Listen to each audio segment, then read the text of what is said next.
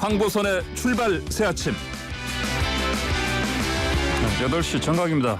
황보선의 출발 새 아침 3부 시작합니다. 이 시각 가장 많은 관심 받고 있는 뉴스 만관뉴 알아보는 시간입니다. 이현웅 아나운서 안녕하십니까? 네, 안녕하십니까. 이현웅입니다. 자, 어제 광주에서 5층짜리 건물 대로변 건물이 무너져서 9명이 최소한 지금 사망했습니다. 예. 참사인데 자, 이것부터 먼저 좀 알아볼까요?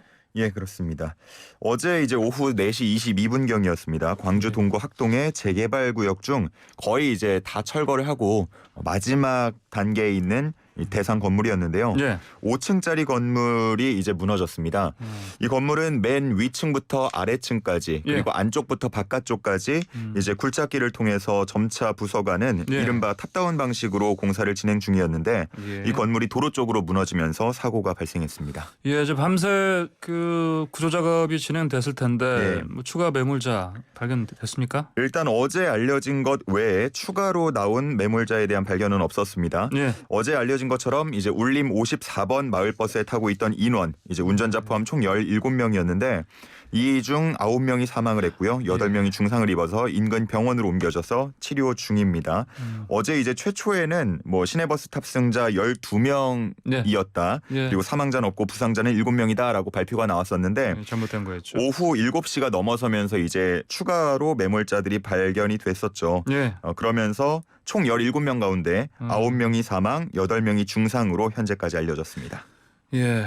자, 그러면은 이제 철거 작업 중인데 그 작업자들 작업하시는 분들은 인명피해 없었습니까? 일단 현장에는 굴착기 작업자 2명 그리고 주변에 신호수 2명 등이 배치돼 있던 것으로 알려졌는데요. 이 작업 중에 이상한 소리가 크게 나는, 그러니까 이른바 이제 전조 현상이라고 하죠. 그 소리를 듣고 대피를 하면서 작업자의 인명피해로는 이어지지 않은 것으로 알려졌습니다.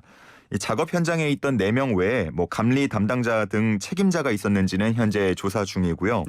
전해철 행정안전부 장관이 현장을 찾아서 지금까지 알려진 인원 외에 도로 쪽 혹은 건물 내부 쪽에 사람이 있었을 가능성이 있으니까 이런 가능성을 열어두고 끝까지 구조 조치를 철저하게 해달라라고 지시했습니다. 네, 알겠습니다. 자, 정말 안타까운 사고인데 그 유족에 대한 지원, 피해자에 대한 지원은 준비되고 있습니까? 네, 일단 사망자 유족에게 장례 등을 지원하는 장례 및 유족 지원반과 또 부상자 치료 등을 지원하는 의료 지원반을 꾸려서 1대1로 지금 한 분 한 분 전담할 예정이라고 하고요.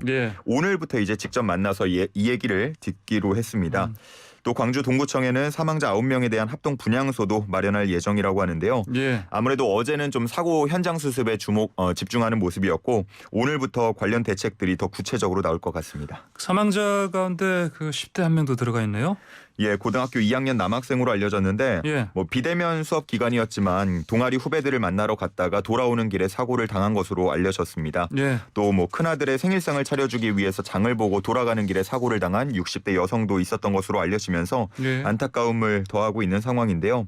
이 사고 소식을 들은 누리꾼들은 아무래도 안타까움을 표현하면서도 뭐 위험한 공사 현장 주변에 차량을 통행하도록 그대로 둔 것이 잘못이다.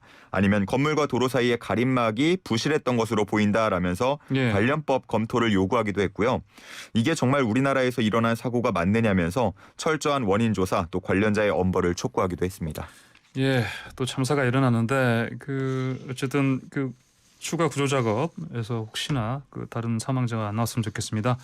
일단 오늘 만관뉴는요. 이렇게 이 사건, 이 사고 이 개요만 들어보고 잠시 뒤에 그 전문가 연결해서 더 자세하게 그 붕괴의 원인이라든지 이걸 분석 좀 해보겠습니다. 자, 이현웅 아나운서 수고하셨습니다. 네, 감사합니다.